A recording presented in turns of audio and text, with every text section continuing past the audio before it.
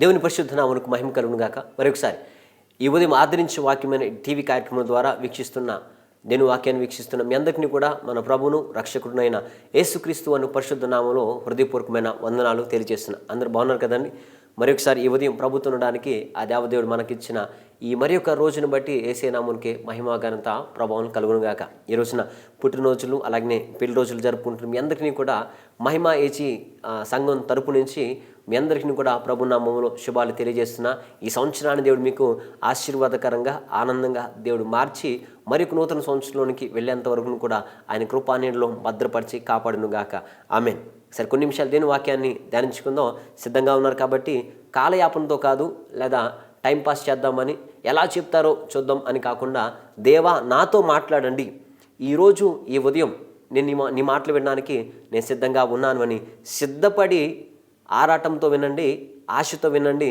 పరిశుద్ధాత్మ దేవుడు ఆశపడిన మీ అందరితో కూడా మాట్లాడి తృప్తిపరచునుగాక. ఆమేన్. చిన్న ప్రార్థన. తండ్రి, నీ పరిశుద్ధ నామమునకు వందనాలు. మరొకసారి నేను నీ పక్షం నిలబడుతున్నా, నన్ను వాడుకొని నీ కృప నాకు చాలు. నా నోటి నీ మాట ఉంచండి. ఈ వాక్యాన్ని మా కోసం దీవించండి. ఈ వాక్యంలో గల నీ చిత్తాన్ని అర్థం చేసుకుని కృప మా అందరికీ దయచేయండి. ఆశపడిన వారందరి జీవితాల్లో మేలు జరుగునుగాక. నీ వాక్యాన్ని కానీ దాసు నాకే కానీ నీ ప్రజలకి విరోధంగా పనిచేస్తున్నా ప్రతి అంధకార వాయుమండల క్రియలను యేసునామములో బంధిస్తున్నాను. వాయుమండల శక్తుల అధికారాన్ని బంధిస్తున్నాను. దేవా, మీరు మాకు విజయం దయచేయమని, నన్ను వాడుకోమని యేసునామములో ప్రార్థించుకున్నాం తండ్రి. ఆమేన్. కొన్ని నిమిషాలు దేవునికి వాక్యాన్ని ధ్యానించుకుందాం. ఈరోజు ధ్యాన నిమిత్తమై మొదటి దినవృత్తాంతాల గ్రంథము 4వ అధ్యాయము 10వ వచనం. ఎబ్బేజు ఇశ్రాయేలు దేవుని గురించి మొరపెట్టి, నీవు నన్ను నిశ్చయంగా ఆశీర్వదించి నా సరిహద్దులను విశాలపరిచి నీ చెయ్యి నాకు తోడుగా ఉండ దయచేసి నాకు కీడు రాకుండా దానిలో నుండి నన్ను తప్పించుమని ప్రార్థింపగా దేవుడు అతడు మనవి చేసిన దాన్ని అతనికి దయచేసెను. ఈ చదివిన ఈ వచనంలో ఎబ్బేజు అనే ఒక వ్యక్తి దేవునికి ప్రార్థన చేస్తున్న విధంగా ఆ ప్రార్థన కూడా దేవుడు అంగీకరించినట్లుగా మనం చదువుతా ఉన్నాం. హల్లెలూయా. అయితే ఇదే ప్రార్థన ఎంత ప్రభావవంతమైందో ఎబ్బేజు యొక్క ప్రార్థనను ఈ రోజున కొన్ని నిమిషాలు మనం ధ్యానించుకుందాం. ఎందుకంటే క్రైస్తవ జీవితాల్లో ప్రార్థన ఆక్సిజన్ వంటిది, ఊపిరి లాంటిది. ప్రార్థన చేసినప్పుడు పరిస్థితి ఎలా మారుతుందో, ప్రార్థన ద్వారా దేవుడు ఎలాంటి కార్యాలు చేయబోతున్నాడో చేస్తాడో ఈ ఎబ్బేజు జీవితంలో నుంచి మనము నేర్చుకుందాం. అది మనకెంతైనా ఆశీర్వాదకరం. హల్లెలూయా. మొదటిగా ఎబ్బేజు యొక్క ప్రార్థనలో, ఎబ్బేజు అంటే అసలు ఎబ్బేజు ప్రార్థన చేస్తున్నాడు ఏమనంటే, దేవా నన్ను నిశ్చయంగా ఆశీర్వదించండి, నా సరిహద్దులు విశాలపరచండి, నీ చేయి నాకు తోడుగా ఉంచండి, కీడు రాకుండా నన్ను కాపాడండి. ఏమన్నాడంటే, దేవా నన్ను నిశ్చయంగా ఆశీర్వదించాలి, నా సరిహద్దులు విశాలపరచండి, కీడు రాకుండా నన్ను కాపాడండి. ఎబ్బేజు దేవుని సన్నిధిలో ప్రార్థన చేస్తున్నాడు. ఆశీర్వదించండి అంటే ఆశీర్వాదం లేదనేగా, కీడు రాకుండా నన్ను కాపాడండి అంటే కీడులో ఉన్నాడనేగా, నా సరిహద్దులు విశాలపరచండి అంటే ఇరుకులో ఉన్నాడు అనే కదా అర్థం. అయితే ఈ రోజున ఎబ్బేజు ప్రార్థన నుంచి, ఎబ్బేజు అసలు దేవునికి ఆశీర్వదించండి అని ప్రార్థన చేయడానికి గల కారణం ఏంటంటే, ఎబ్బేజు అంటే అర్థం వేదన. ఏంటిదండి? వేదన. వేదన అనే పేరు ఎవరికైనా పెట్టుకుంటాడండి? దుఃఖం అనే పేరు ఎవరైనా పెట్టుకుంటాడా? దురదృష్టవంతుడు అనే పేరు ఎవరైనా పెట్టుకుంటా అంటే ఎవడు పెట్టుకోడు. అవి మనకిచ్చే బిరుదులు. కొన్నిసార్లు మన జీవితంలో కూడా మన ప్రమేయం లేకుండా, కొందరి ప్రమేయం లేకుండా కొన్ని దురదృష్టకరమైన సంఘటనలకి వాళ్ళు ఎదుర్కోవాల్సి ఉంటుంది. అంటే నా ప్రమేయం లేకుండా నేను మంచి కానీ చెడు కానీ చేయకుండా కొన్ని దురదృష్టకరమైన సంఘటనలు నేను ఎదుర్కోవాల్సి వస్తుంది. ఉదాహరణకి, ఆడు పుట్టిన తర్వాత వాళ్ళ అమ్మ చచ్చిపోయిందిరా, ఈడు దురదృష్టవంతుడు అంటాడు. వాళ్ళ అమ్మ చచ్చిపోవడానికి ఆడికి సంబంధం లేదు. ఆడు పుట్టాడు, వాళ్ళ అమ్మే కారణం చేత చచ్చిపోయింది. వాళ్ళ తర్వాత పెళ్ళైన తర్వాత ఈ అమ్మాయి మా ఇంట్లో అడుగు పెట్టింది చాలు, ఉన్నదంతా కూడా పోయింది. అడుగు పెట్టడానికి పోవడానికి సంబంధం లేదు. దాని ముఖం చూస్తే నాకు కలిసి రాలేదు, ఆడికి ఏదో కలిసి రాలేదు, ఈ అమ్మాయి ముఖం చూడడానికి సంబంధం ఏంటో తెలియదు. అలాగే ఈ అమ్మాయిని పెళ్లి చేసుకున్న తర్వాత నా జీవితం నాశనం అయిపోయింది, వాళ్ళు అడుగు పెట్టిన తర్వాత నాశనం అయిపోయింది, లేకపోతే వాళ్ళు కన్న తర్వాత వాళ్ళని నేను వచ్చిన తర్వాత నా జీవితం ఎలాగినా పోయింది అని కొన్నిసార్లు మన జీవితంలో మంచి చెడు ఏ ప్రమేయం లేకుండా చాలా దురదృష్టకరమైన సంఘటనలకి వెళ్లాల్సి ఉంటుంది. దురదృష్టవంతుడని, కలిసి రాలేదని, నష్టజాతకుడని, దీని ముఖం చూస్తే మనకి అంతా నష్టమే అని, ఎదురొస్తే మొత్తం కూడా పోతుంది అని చాలాసార్లు మనం అటువంటి చాలా బిరుదులకి లేకపోతే వేదనకరమైన సంఘటనలు, వేదనకరమైన మాటలకి మనం లోన్ అవ్వాల్సి వస్తుంది. ఉదాహరణకి యేసేపు అన్నలను ద్వేషించారు. కారణం ఏంటంటే, తండ్రి యేసేపును ప్రేమిస్తే అన్నలు ఏం చేశారని ద్వేషించారు. అన్నలు ద్వేషించడానికి, తండ్రి ప్రేమించడానికి వాస్తవానికి యేసేపు దగ్గర సంబంధం లేదు. యేసేపు చిన్నోడు కాబట్టి నాన్న ప్రేమించాడు. నాన్న ప్రేమించినందుకు ఇతని మీద అన్నలను ద్వేషించి కొట్టి బయటికి పంపించేశారు. ఆ తర్వాత ఏలీ అలాగే తన కొడుకులు చనిపోయిన తర్వాత మనవలు పుడితే వాళ్ళ భార్య పేరు పెట్టి ఏమంటే ఇకాబోదు, ప్రభావం వెళ్ళిపోయింది, ఈడు పుట్టాడు, ప్రభావం వెళ్ళిపోయింది. అంతేగాని మా మామ లేదా వాళ్ళ కొడుకులు చెడ్డ పని చేశారు అందుకే ప్రభావం వెళ్ళిపోయింది అని గుర్తించలేక, అరే నువ్వు పుట్టావురా, ప్రభావం వెళ్ళిపోయింది, నువ్వు పుట్టావు, మీ తాత మీ నాన్నను చచ్చిపోయారు. ఆడు జీవితాంతం కూడా ఇకాబోదు, ప్రభావం వెళ్ళిపోయింది. ఎవడరాడు, వీడు పుట్టాడు వాళ్ళ తాత చచ్చిపోయాడు, వీళ్ళు పుట్టాడు వాళ్ళ అమ్మ నాన్న చచ్చిపోయారు. ఆ పేరు జీవితాంతం కూడా మోసుకోవాల్సి వస్తుంది. అలాంటి దురదృష్టకరమైన పేరు కలిగిన వాడే ఎబ్బేజ్ అండి. వేదన, అమ్మో వీడిని కనేటప్పుడు వేదన అనుభవించాను అని వేదన అంటే అది ఎవరికన్నా కానీ ఆనందం అనిపించిద్దా అండి? అది ఎవరికన్నా ఇష్టం అనిపించదా? ఎవరికి ఇష్టం అనిపించదు. దురదృష్టవంతురాలండి, నష్టజాతకురాలండి. వీడు పుట్టిన తర్వాత మా ఇంట్లో మొత్తం పోయిందండి, అడుగు పెట్టిన తర్వాత సర్వం కోల్పోయేవండి, ఎదురొచ్చిన తర్వాత మొత్తం నాశనం అయిపోయిందండి అని నీ గురించి ఎవరికన్నా చెబితే ఏమనుకుంటావు? నా దురదృష్టం, నిన్ను చేసుకున్న తర్వాత మొత్తం కోల్పోయా అని ఒక భర్త భార్య గురించి అంటున్నప్పుడు నష్టజాతకురాలండి, ఏ మోకానా లేదా ఏ ముహూర్తాన మా ఇంట్లో అడుగుపెట్టింది మహాతల్లి, మొత్తం పోయింది అని నీ అత్తింటి వారు నిన్ను అంటా ఉన్నప్పుడు ఎంత వేదన చెందుతామండి. అలాగే నీ పిల్లలు కూడా నువ్వు మా కడుపుని చెడబుట్టావే, నిద్రమోహన్ నాన్న, అటు సావో ఇటు బతకవు అని అమ్మా నాన్నలు కలిసిరాని తన పిల్లల్ని అంటా ఉన్నప్పుడు నన్ను ఎందుకు అన్నారైతే అని, చచ్చిపోతే బాగుండు, ఇంట్లో నుంచి వెళ్ళిపోతే బాగుండు అని ఏడ్చుకుంటా కూర్చునే పిల్లలు ఎంతమంది లేరండి. వాళ్ళకి అర్థం కాదు, వాళ్ళకు కలిసి రాకపోతే నన్ను అంటారేంటి అని ఎన్నో రోజులు చీకట్లో ఉండిపోయి ఎన్నో రోజులు వేదన దుఃఖంతో అనుభవించిన విషయాలు మనకి చాలామందికి గుర్తే ఉంటాయండి. హల్లెలూయా. నేను చేసుకున్న తర్వాత నా బతికేలాగైపోయింది, నీ ముఖం చూసి నన్ను కలిసి రాలేదు అని అంటున్నప్పుడు ఎవడు కూడా సంతోషంగా ఉన్నాడు. అలాంటి పరిస్థితిలోనే ఎబ్బేసుకున్నాడు అండి. వేదన, అందరు వేదన అని పిలుస్తున్నారు, దుఃఖం అని పిలుస్తున్నారు, కష్టం అని పిలుస్తున్నారు, నష్టం అని పిలుస్తూ ఉన్నప్పుడు ఎబ్బేసు కూడా చూసి అది అంతా అనుభవించి ఒక రోజున దేవుని దగ్గరికి వెళ్ళి తన దుఃఖాన్ని, తన వేదన అంతా కూడా దేవుని ఎదుట వెళ్ళగక్కున్నాడు. అలాగే ఈరోజు నీవు కూడా నేను నష్టజాతకురాలని అంటున్నందుకు, కలిసి రాలేని అంటున్నందుకు, నీ భర్త నీ ముఖం చూయించకు, నీ ముఖం కలిసి రాంది, లేకపోతే గొడ్రాలు దానివి, ఎలాంటి అని నిన్ను కూడా దూషిస్తూ ఉన్నప్పుడు నిన్ను రోజులు కూడా నువ్వు ఏడ్చావు కదా.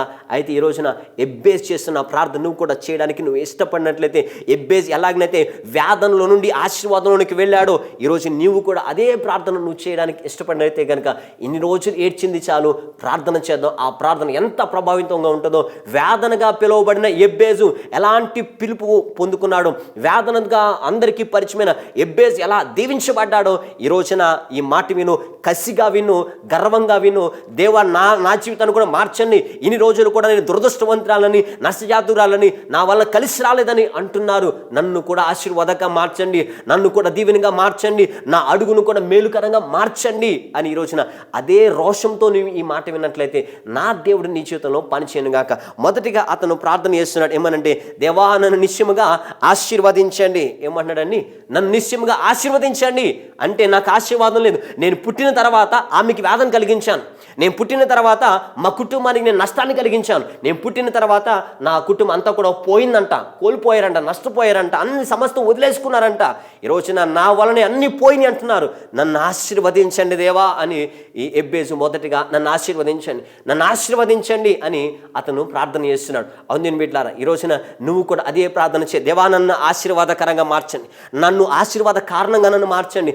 నన్ను అడుగు పెట్టిన తర్వాత మొత్తం పోయిందని, నష్టజాతకురాలు అని, కలిసి రాలేదని అందరూ అంటున్నారు. నన్ను ఆశీర్వాదకరంగా మార్చండి, నన్ను నిశ్చయముగా ఆశీర్వదించండి అని ఈ రోజున మొదటిగా నువ్వు ప్రార్థన చేయాలి. ఎందుకంటే ఈ పుట్టిన తర్వాత మొత్తం కలిసి రాలేదు అంటున్నారు. దేవా నన్ను ఆశీర్వదిస్తే కనుక నా కొడుకు అదృష్టవంతుడు, వీడిని కన్నా నేను అదృష్టవంతుని, లేకపోతే నా అన్నల వాళ్ళందరూ కూడా అదృష్టవంతులుగా భావించాలి. నన్ను ఆశీర్వదించండి దేవా, నన్ను ఆశీర్వదించండి అని రోషముగా అతను ప్రార్థన చేస్తున్నాడు. అలాగనైతే నిన్ను చేసుకున్నంత కలిసి రాలేదని, నువ్వు ఎదురొస్తే కలిసి రాలేదని, నువ్వు అడుగు పెట్టినంత మొత్తం కోల్పోయినాయి అని ఎవరన్నా దూషిస్తూ ఉన్నట్లయితే ఈ రోజున నువ్వు అడుగు, దేవా నన్ను ఆశీర్వదించండి, నిశ్చయముగా నన్ను ఆశీర్వదించండి. నా భర్త నన్ను బట్టి అదృష్టవంతుడిగా ఫీల్ అవ్వాలి, నన్ను బట్టి నా అత్తింటి వారు అదృష్టవంతుడిగా ఫీల్ అవ్వాలి, నన్ను కన్నందుకు నా అమ్మా నాన్న హ్యాపీగా ఫీల్ అవ్వాలి అని ఈరోజు దేవా నన్ను నిశ్చయంగా ఆశీర్వదించండి. ఏ ఆశీర్వాదం లేదనో, ఏ దీవెన లేదనో, ఏ కలిసి రాలేదనో ఈ రోజున నన్ను నష్టజాతకులుగా, వేదనగా, దుఃఖ కారణంగా నన్ను పిలుస్తున్నారు. నన్ను నిశ్చయంగా ఆశీర్వదించడం ద్వారా నన్ను బట్టి వాళ్ళు ఆనందంగా ఉండాలి. కలగాలి, నన్ను బట్టి వాళ్ళు ఘనత పొందాలి, నన్ను ఆశీర్వదించండి అని నువ్వు కూడా ప్రార్థన చేస్తే ఇన్ని రోజులు దుఃఖ కారణంగా ఉన్న నీవు, వేదనకి కారణంగా ఉన్న నిన్ను ఆశీర్వదించట ద్వారా నీ పేరుని, నీకున్న బిరుదుని నా దేవుడు దూరపరచబడును గాక.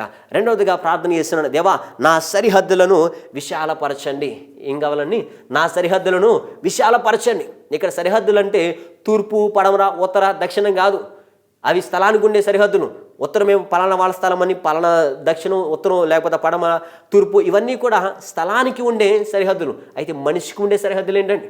మనిషికి ఉండే సరిహద్దులేండి. ఉదాహరణకి మీకు అర్థమవ్వాలని, ఒబామా కానీ, అమెరికా అధ్యక్షులు, తర్వాత సచిన్ టెండూల్కర్ కానీ, లేకపోతే గొప్ప గొప్ప వ్యక్తులు, విలియం కేరీ గారు కానీ, లేకపోతే ఇలా గొప్ప గొప్ప సేవకులు విషయం చాలా మందికి మనకు తెలుసు. అమెరికా అధ్యక్షుడు ఎవరంటే ఒబామా గారు అని చెప్తారు, లేకపోతే క్రికెటర్ ఎక్కువ పేరుంది ఎవరంటే సచిన్ టెండూల్కర్ అని, లేకపోతే సినిమా ఫీల్డ్ కానీ, ఆయా రంగాల్లో ఉన్న కొంతమంది వ్యక్తుల పేర్లు చాలా ఈజీగా చాలామంది చెప్తాం. అలాగే మన ప్రధానమంత్రి ఎవరంటే ఎవరైనా చెప్తాడు. అలాగే మన ముఖ్యమంత్రి గారు ఎవరంటే అందరూ కూడా చెప్తారు. అయితే ఇక్కడ జాగ్రత్తగా గమనిద్దాం. ఎప్పుడైనా వాళ్ళని చూసారా? చూసుండొచ్చు టీవీలో. ఎప్పుడైనా కలిసారా? కలిసే ఛాన్స్ లేదు. అయితే ఎలా తెలుసు అంటే, ఎక్కడో అమెరికాలో ఉన్న ఆయన అధ్యక్షుడు ఖండాలు దాటి, సముద్రాలు దాటి, దేశాలు దాటి, రాష్ట్రాలు దాటి, మండలాలు దాటి, విలేజ్లో ఒక పల్లెటూరులో ఉన్న వ్యక్తికి కూడా తెలుసు. అంటే అలాగే ఎక్కడో ముంబైలో లేకపోతే ఢిల్లీలో ఉండే సచిన్ టెండూల్కర్ అన్ని దేశాలు దాటి, అన్ని రాష్ట్రాలు దాటి, ఎక్కడో మారుమూల గ్రామంలో ఉండే ఒక వ్యక్తి కూడా తెలుసు. అంటే అది అతని సరిహద్దును విశాలపరచబడడం. అంటే నేను వేదనగా ఈ ఒక్క ఇంటికే పరిమితమయ్యా, నేను వేదనగా ఈ గ్రామానికే పరిమితమయ్యా, కానీ నీవు నా సరిహద్దులు విశాలపరచాలి, అంతగా నన్ను ఆశీర్వదించండి. అంటే ఒక సురేష్ అనే వ్యక్తికి ఒక గ్రామానికి పరిమితం అవడానికి వీల్లేదు, ఒక పట్టణానికి పరిమితం అవడానికి వీల్లేదు. కానీ నువ్వు నన్ను ఎన్నుకున్నావని, నువ్వు నన్ను ఆశీర్వదించడం ద్వారా ప్రపంచానికి తెలియాలి, నా రాష్ట్రానికి తెలియాలి, ఈ 2 రాష్ట్రాలకు తెలియాలి, నా భారతదేశానికి తెలియాలి, ప్రపంచం తెలిసే విధంగా నా సరిహద్దులు విశాలపరచండి అని ప్రార్థన చేయడమే దాని యొక్క ఉద్దేశం. ఉదాహరణకి ఈ టీవీ చూస్తున్న మీది ఏ ఊరో నాకు తెలీదు,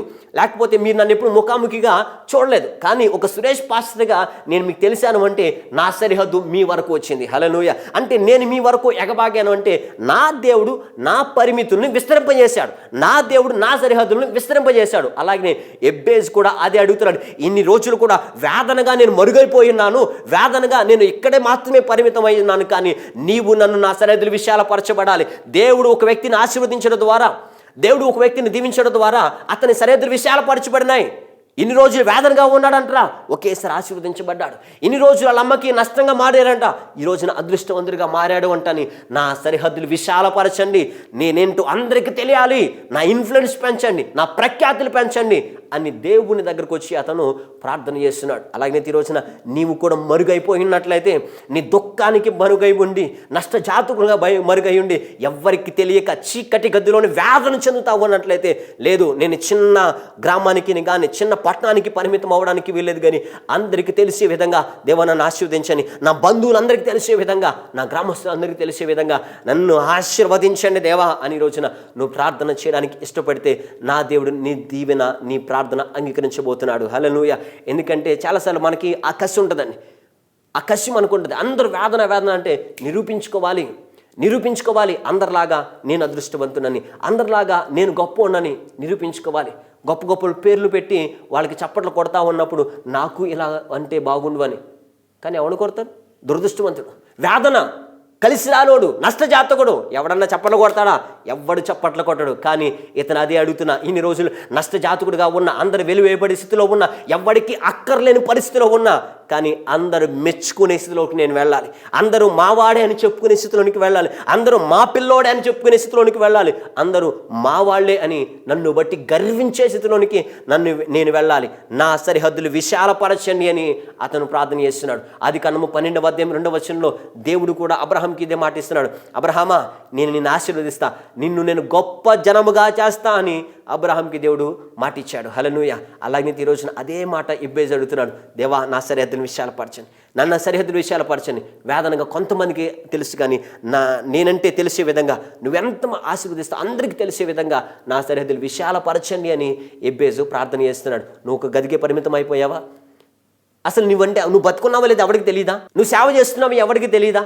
పరిచర్య చేస్తుంటే ఎవరికి తెలియకపోతే, నువ్వు ఒక గ్రామానికి మాత్రమే పరిమితం అయిపోతే, సేవకుడు ఈ రోజున అడుగు, దేవా నా సరిహద్దుల విషయాలు పరచండి, నా ప్రాంత సరిహద్దుల విషయాలు పరచండి, నా సంఘ సరిహద్దుల విషయాలు పరచండి అని అడిగితే గనక అందరికీ తెలిసే విధంగా నీ సంఘ జీవితంలో అద్భుతాలు చేయను గాక, అందరికీ తెలిసే విధంగా నా దేవుడు నీ ద్వారా అద్భుతాలు జరిగించును గాక, అందరికీ తెలిసే విధంగా నా దేవుడు నిన్ను స్వస్థపరచును గాక, అందరికీ తెలిసే విధంగా ఒక మంచి ఉద్యోగాన్ని నా దేవుడు నీకు దయచేయను గాక. ఇన్ని రోజులు కూడా నీ గర్భం లేదు, నువ్వు గొడ్రాలు అని నిన్ను మరుగై పెట్టేసి, కుటుంబంలోని బయటికి తీసుకెళ్లకుండా, బంధువుల దగ్గరికి తీసుకెళ్లకుండా, నీ ముఖం బాగా లేదని, లేకపోతే నీకు అది రాలేదు ఇది రాలేదని నేను ఇంట్లో మాత్రమే పరిమితం చేస్తే గనక, దేవా నా భర్త నలుగురికి గర్వంగా చెప్పుకోవాలి, నా ఇంట్లో వాళ్ళని బట్టి గర్వంగా చెప్పుకోవాలి అని ఈరోజు నువ్వు అడిగితే గనక, నీ సరిహద్దులు విశాలపరిచి నా దేవుడు నీకు గర్భఫలాన్ని దయచేయును గాక.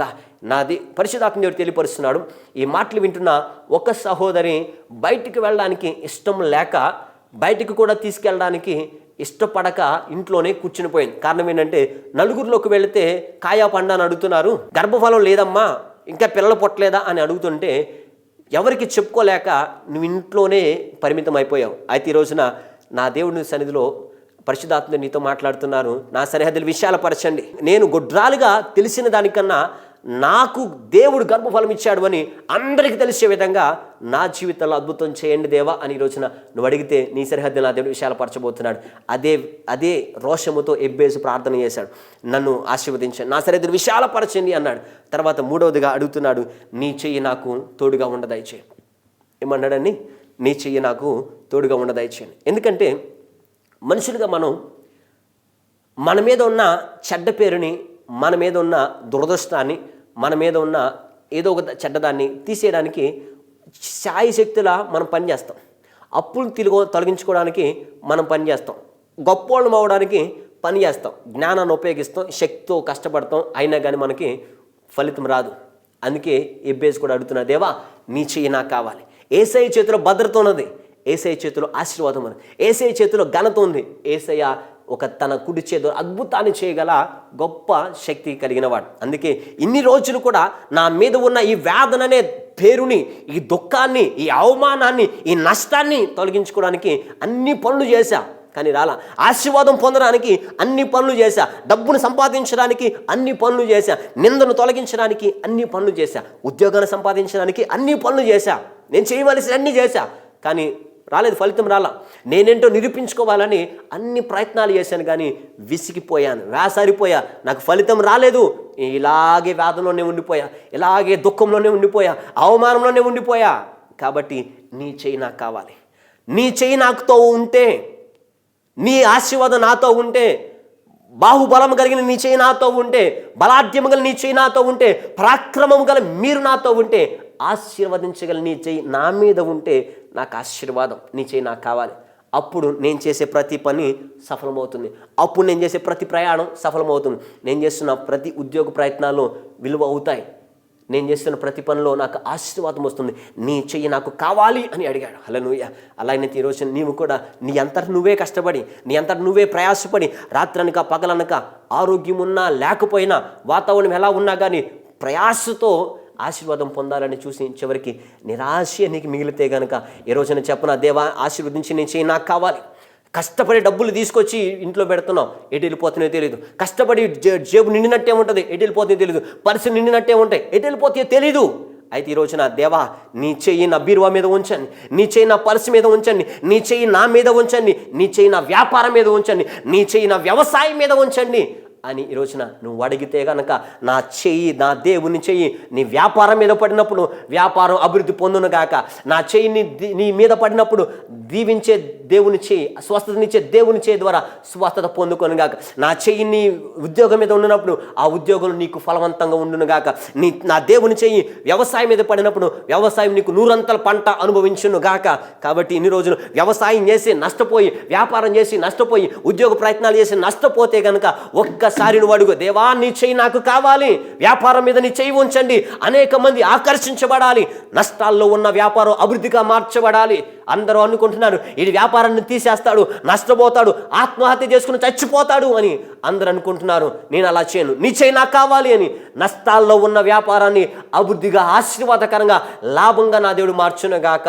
ఈ మాట వింటున్న ఒక సహోదరుడు నాకు కనిపిస్తున్నాడు. నువ్వు చేస్తున్న వ్యాపారం ఈ రోజున నష్టపోయావు, చాలా ప్లాన్స్ కలిగి ఉన్నావు, ఎన్నో బిజినెస్ ఆలోచనలు కలిగి ఉన్నావు, ప్రయాసపడుతూనే ఉన్నావు. అయినా కానీ నీ వ్యాపారం ఈ రోజున నష్టంగా మారిపోయింది. అందరూ కూడా నిన్ను తిడతనే ఉన్నారు. ఇది వ్యాపారం తీసేస్తాడు, ఇది ఎవరి మాట ఎండో, వీడు లేపేస్తాడు, నష్టం పెట్టేస్తాడు, వ్యాపారం మూసేసుకుంటాడు అని అందరూ అంటుంటే ఈ రోజున నీకు అర్థం కాకనో నీ బంధువులందరినీ దూషిస్తూ ఉన్నప్పుడు, నీ బంధువులందరూ నిన్ను అవమానకరంగా మాట్లాడుతున్నప్పుడు అదే వేదనలో నీవు ఉన్నావు కదా. ఒక్కసారి అడుగు, యేసయ్యా నీ చేయి నాకు కావాలి, నా వ్యాపారం మీద నీ చేయి ఉంచండి అని అడిగితే నీ వ్యాపారాన్ని నా దేవుడు ఆశీర్వాదకరంగా మార్చబోతున్నాడు. ప్రియ సహోదరుడు, మరలా చెప్పుతున్నా, వ్యాపారం మూసేయద్దు కానీ నీ చేయి నాకు కావాలి అని అడుగు. నా దేవుని చేయి నీ మీద ఉంచి నేను దీవించును గాక. నీ డబ్బులన్నీ ఎగిరిపోతా ఉంటే గనక ఒక్కసారి నీ పర్సు మీద నా దేవుని చేయి అడుగు. దేవా నీ చేయి నా మీద ఉంచని.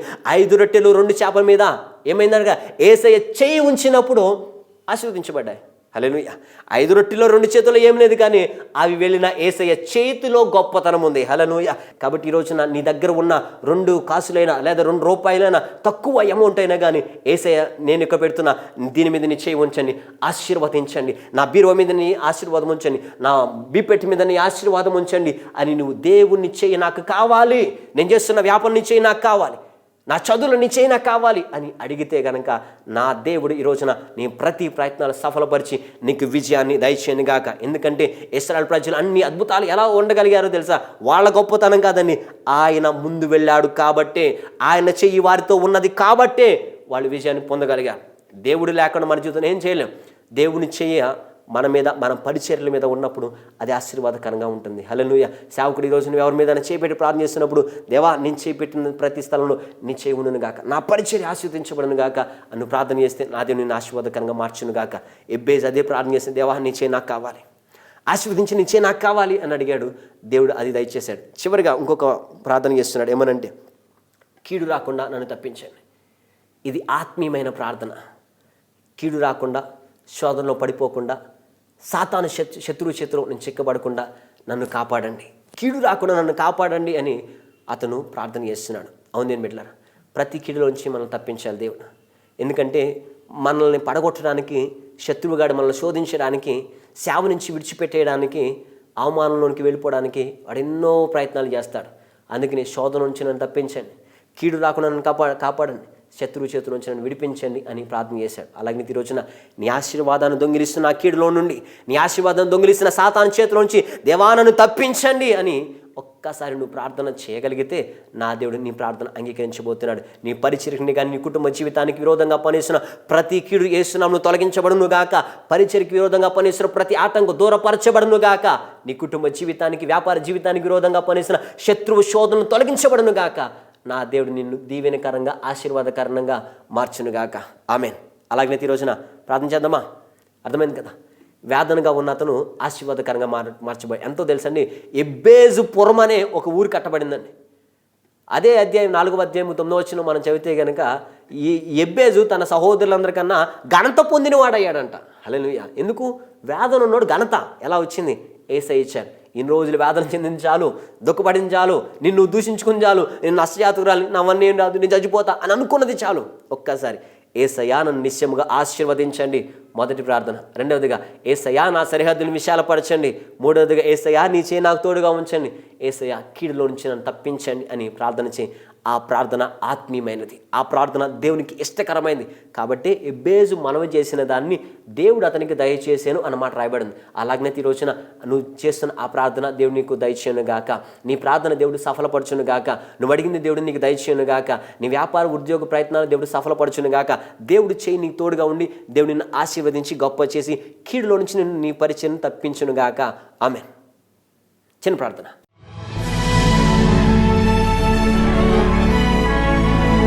దేవుని బిడ్డలారా, ఒక్కసారి ఈరోజున నీ పరిస్థితి నాకన్నా నీకే ఎక్కువ తెలుసు. నువ్వు ఎక్కడున్నావో నీకే తెలుసు. నీ భర్త నిన్ను ఏమంటున్నాడో నీకే తెలుసు. ఎన్ని సుట్టుపోటు మాటలు అనుభవిస్తున్నావో నీకే తెలుసు. నువ్వు నష్టజాతురాలివి, నీకు పెళ్ళి అవ్వదే అని నేను అనట్లేదా? నా కడుపుని చెడబుట్టావే అనట్లేదా? నిన్ను చేసుకున్న దగ్గర నుంచి నా జీవితం సర్వనాశనం అయిపోయింది అనలేదా? నువ్వు అడుగుపెట్టిన తర్వాత నా కుటుంబం అంతా నాశనం అయిపోయింది అనలేదా?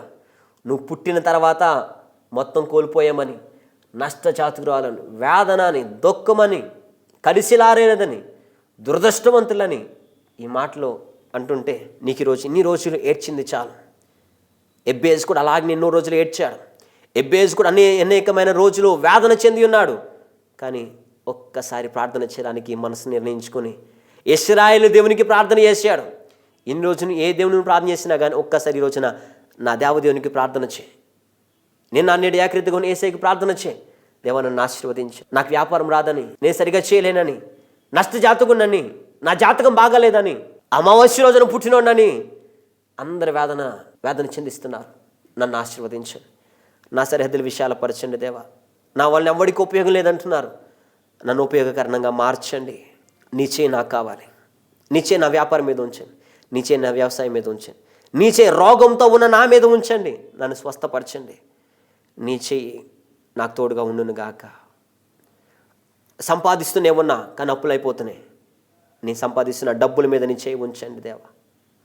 ఎంత సంపాదిస్తున్నా కానీ తినడానికి లేకుండా పరిస్థితిలో ఉన్నావు, దీవించండి దేవా. కీడు నుంచి నన్ను తప్పించండి, శత్రు చేతుల నుంచి నన్ను తప్పించండి.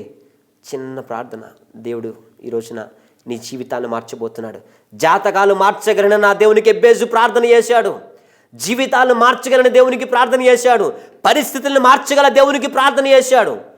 ఇన్ని రోజు నీ పరిస్థితులు నువ్వే మగ్గిపోయి ఉన్నట్లయితే ఒక్కసారి దేవునికి ప్రార్థన చే. దేవా నా జీవితాన్ని మార్చండి, నా జాతకాన్ని మార్చండి, నా బ్రతుకును మార్చండి, నా పరిస్థితిని మార్చండి అని ప్రార్థన చేయి. నీ పరిస్థితిని మారడం నీకు ఇష్టమేనా? నీ బతుకు బాగుపడడం నీకు ఇష్టమేనా? అయితే మార్చగల దేవునికి ప్రార్థన చేయి. చిన్న ప్రార్థన నాతో పాటు ఏకీవించండి. ఈరోజు నీ బతుకు, నీ జాతకము, నీ జీవితం మార్చాలంటే నాతో పాటు ఏకీవించండి. తండ్రి నీ పరిశుద్ధ నామానికి వందనాలు. ఇన్ని రోజులు కూడా దుఃఖ కారణంగా నేను ఉన్నాను, వేదనకి కారణంగా నేను ఉన్నాను, అందరికీ కూడా పరిహాస్య కారణంగా నేను ఉన్నాను. నన్ను బట్టి అందరూ దూషిస్తూ వెటకారంగా ఎగతాళి చేస్తూ అపహాస్యం చేస్తున్నారు. ఈరోజు నన్ను ఆశీర్వదించండి, నన్ను నిశ్చయముగా ఆశీర్వదించండి. నా సరిహద్దుల విషయాలు పరచండి. మహిమ ఇది సంఘ సరిహద్దుల విషయాలు పరచండి. సురేష్ పాషా సంఘ సరిహద్దుల విషయాలు పరచండి. యేసు నామములో రామనుగు గ్రామానికి మాత్రం పరిమితం అవ్వడానికి వెళ్ళలేదు, జంగారెడ్డి పట్టణానికి పరిమితం అవ్వడానికి వెళ్ళలేదు. ఆంధ్ర రాష్ట్రంలో, తెలంగాణ రాష్ట్రంలో, ఈ సౌత్ ఇండియాలో, ఏసులో, భారతదేశంలో, ఏషియాలో, ప్రపంచంలో నా సరిహద్దుల విషయాలు పరచబడును గాక. నీ చేయి నాకు కావాలి దేవా. ఇన్ని రోజులు కూడా నీ చేయి నాతో ఉంచండి. పరిచయం నీ చేయి ఉండును గాక. నేను ప్రార్థిస్తున్న ప్రతి వారికి విశ్వాస అద్భుతాలు జరుగును గాక.